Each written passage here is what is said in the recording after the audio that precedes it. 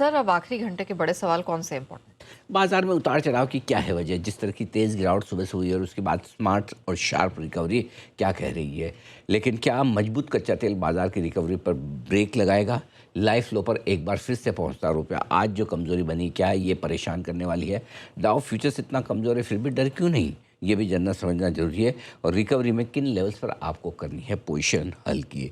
मजबूत सपोर्ट बाजार का धीमे धीमे कहाँ और किस तरफ शिफ्ट होता दिख रहा है? और किन लेवल्स के नीचे अगर आज हम बंद होते हैं तो रिस्क थोड़ी सी नीचे की और बढ़ जाएगी? किस लेवल के ऊपर बंद होने पर बाजार में रिकवरी लौटेगी, मजबूती लौटेगी? ये भी जानना समझना जरूरी, क्योंकि दोनों तरफ का ट्रेड आज आपको मिला है। क्या ईएमएस शेयरों की स्टोरी कहानी खत्म हो चुकी है? जिस तरह से एक के बाद एक ईएमएस शेयर कैंस के बाद आज एक्सीडेंट अंबर एंटरप्राइजेस को हुआ है, ये क्या कुछ कह रहे हैं? क्या कुछ हो सकता है? और आईटी शेयरों में आज जो एक शानदार रिकवरी आई है, मुश्किल समय में बाजार को सपोर्ट देने का, भले लोग गालियां दें, बुरा भला बुरा कहे, तू तड़ाक करे, लेकिन मुसीबत में काम तो आया है आज। एब्सोल्युटली। आज तो बाजार को बचाने का काम तो आईटी कर रहा है। करेक्ट, सबसे मजबूत सेक्टर और अच्छा कर रहा है। तो पिछले हफ्ते बढ़िया 5.25 5.5% घटने के बाद आज एक अच्छी रिकवरी आई और सही वक्त पर आई है। नहीं तो कौन जाने निफ्टी भी 2350 पहुंच ही जाता। बिल्कुल, लेकिन बाजार में रिकवरी के कुछ और भी कारण है। लेकिन सर पहले उतार फिर चढ़ाव, दोनों के पीछे की वजह बताइए। देखिए, पहले उतार चढ़ाव की वजह बता दूं तो कमज़ोर पहले हुए तो पहले कमज़ोरी की वजह जान लेना चाहिए। और कमज़ोरी की वजह बिल्कुल साफ साफ थी। और आज अगर बाजार कमज़ोर हुए, नीचे खुले, जब आपको याद होगा गिफ्ट निफ्टी 70-80 पॉइंट नीचे खुल रहा था तो हम कह भी रहे थे कि इससे ज़्यादा कमज़ोर होना पड़ेगा, इतनी सी कमज़ोरी से काम चलेगा नहीं। और वो होता दिखा भी नहीं। हाँ, आप देखिए, पहली कमज़ोरी की वजह थी तो एशिया की और अमेरिकी बाज़ारों की तेज़ गिरावट। आप देखिए, और अमेरिका में शुक्रवार को 550 पॉइंट की डाउ में नुकसान रहा, 400 नैस्डैक फ्यूचर्स था। फिर आज एशिया में भी सुबह सुबह, अब ये तो बाद में कोरिया रिकवर हुआ, पहले तो नीचे ही था। करेक्ट, डाउ फ्यूचर्स कमज़ोर है, 300-400 पॉइंट डाउ फ्यूचर्स गिरे पड़े रहना, वो भी 500 घटने के बाद। स्ट्रेस तो आता है, देखो। हाँ, मतलब जो देखे उसको आता, ना देखे तब तो अलग बात है। अगर देखे स्ट्रेस ना आए तो फिर तो आप झूठ बोल रहे हो। करेक्ट, $110 के ऊपर कच्चा तेल टिका। अब कच्चा तेल रोज चुपचाप $1-2 बढ़ता है, ऐसा लगता हाँ वहीं का वहीं है। अचानक से $1-2 कब खिसक जाता समझ ही नहीं आता।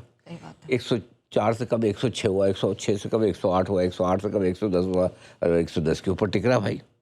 रोज $1-2 करते करते कहीं 120-25 ना पहुंच जाए। ना ना, नहीं तो मैं भी कह रहा हूँ पहुंच ना जाए, बता रहा हूँ, मैं पहुंचा नहीं रहा। लेकिन डर तो है ना। रुपया भी नए लाइफ लो पर पहुंच गया। देखो आज फिर से गिर गया। नया लो क्या बनाया है? 630 के ऊपर है सर। हाँ, ₹96.30 लगभग लाइफ लो के आसपास ही चल रहा है।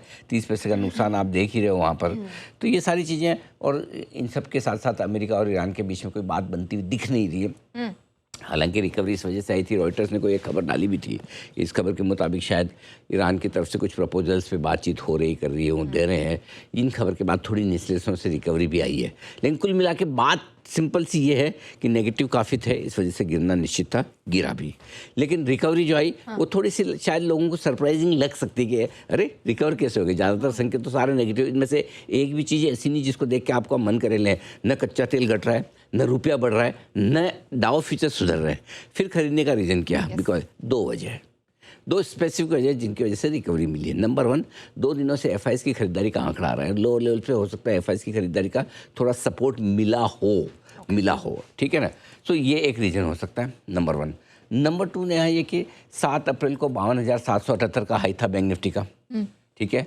7 अप्रैल को सीज फायर के ऐलान के पहले 8 अप्रैल का गैप उन्होंने छोड़ दिया था, और गैप छोड़ने के बाद वो गैप भरना बाकी था। आज 52,783 का आज जो गैप पूरा करना था वो पूरा हो गया। आज का लो 52,783, 52,778 पे गैप पूरा। तो हमारी जो गैप वाली थ्योरी थी, जिसका जिक्र मैंने आज भी किया, कल भी किया, बार बार किया, लगातार किया, और नेहा जी मैंने आपको साफ साफ कहा था, इंतज़ार मत करना मेरे इन्विटेशन का। कोई आके बोलेगा नहीं 52,600 52,800 की रेंज में ले लेना है, जब आए ले लेना। सोचिए कितनी रिकवरी आई वहाँ से, 52,783 का आया, 52,800 मान ले, 52,800 से 800 पॉइंट की रिकवरी दी है बैंक निफ्टी ने 2 घंटे के अंदर। ये कमाल है डेटा का, जो एआई डेटा में हमने आपको निकाल के बताया कि क्यों आपको गैप फिलअप होते ही खरीदारी करनी। बिल्कुल, खरीदारी के लेवल से ही घूमा, इसीलिए हम बार बार लगातार आपके लिए पूरी मेहनत करके, एनालिसिस करके, डीप रिसर्च के साथ ये लेवल्स निकाल के लाते, ताकि आपको पता चले कि किस लेवल पर आपको एंट्री करनी है और कहाँ एग्जिट करना है। 52,652,800 की वो रेंज है जिसके लिए मैं बार बार कह चुका हूँ, इन्विटेशन का इंतजार न करें, इस रेंज में आए तो शॉर्ट काट के खरीदारी कर लें। 23,265, 23,375 खरीदारी करने के लिए अच्छी जगह। आज का लो बनाया है निफ्टी ने 23,317 का, वहाँ से लगभग 100 पॉइंट ऊपर है। बैंक निफ्टी इसने लो बनाया है 52,783 का, एग्जैक्टली 52,780 के आसपास का जो गैप था वही फिलअप करके आया है करीबन करीबन, वहाँ से 125 अंक 150 अंक ऊपर तो आया है।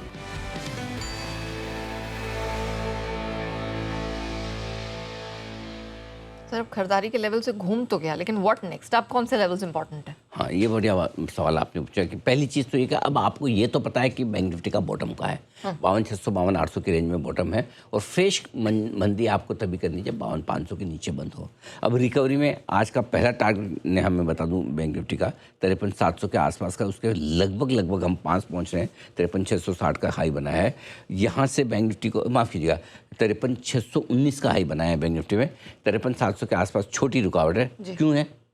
क्योंकि शुक्रवार की क्लोजिंग वहीं थी, वहीं पर थी 53,710, ठीक है। तो उसको पार करेंगे तो फिर 54,100, 54,150, 400 की रेंज में पहुंचेंगे, वहाँ पे तो प्रॉफिट बुक करना ही पड़ेगा भैया, वहाँ तो कोई इलाज ही नहीं, बार बार अटक रहा है वहाँ पे। पिछले हफ्ते 5 दिन वहीं पर अटका है।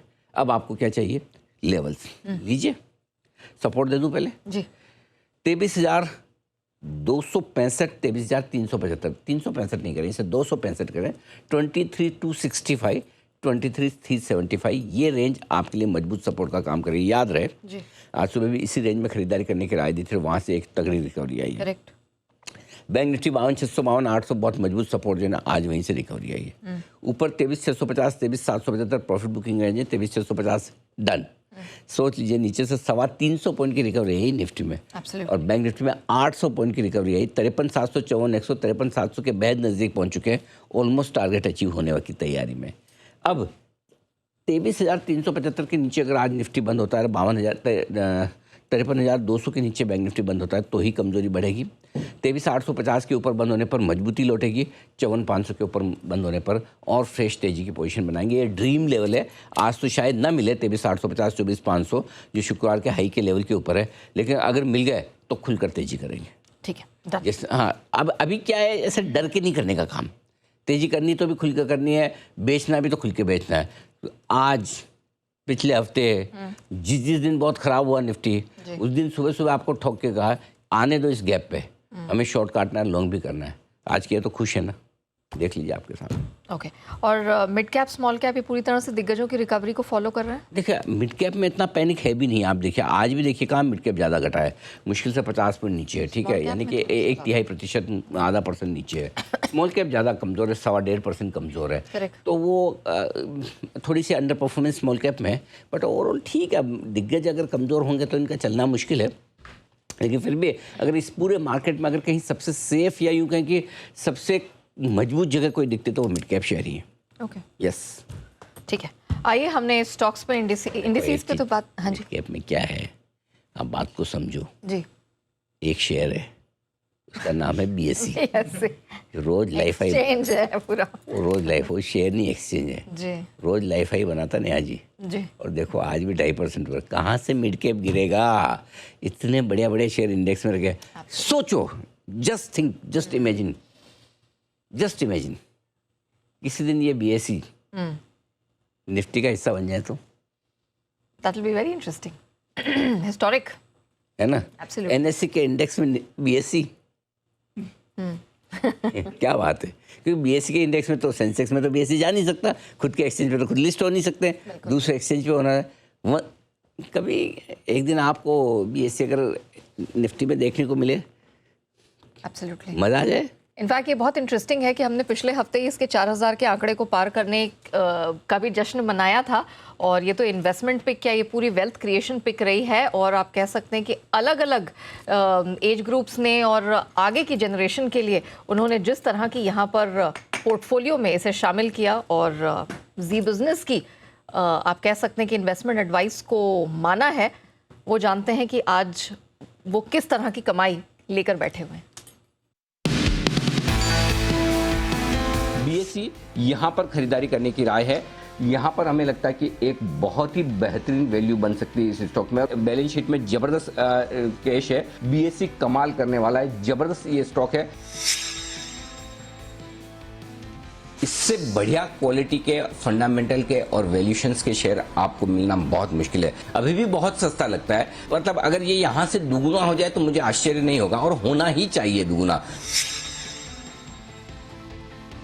अब तक जितने भी मैंने स्टॉक्स रिकमेंड किए हैं मेरी लाइफ में, उसमें से सबसे ज़्यादा कमाई इसने करके दी है। बीएसई हमें लगता है स्टॉक इवेंचुअली ग्रेजुअली धीरे धीरे करते 5000 की तरफ बढ़ेगा। बीएसई तो आपके कोर पोर्टफोलियो का हिस्सा होना चाहिए, इसमें कोई डाउट ही नहीं है। जब तक एनएसई का आईपीओ नहीं आएगा तब तक बीएसई चलता रहेगा। खरीदो, डीमेट में डालो, भूल जाओ। हमें तो लगता है कि इवेंचुअली स्टॉक 10,000 की तरफ जाएगा।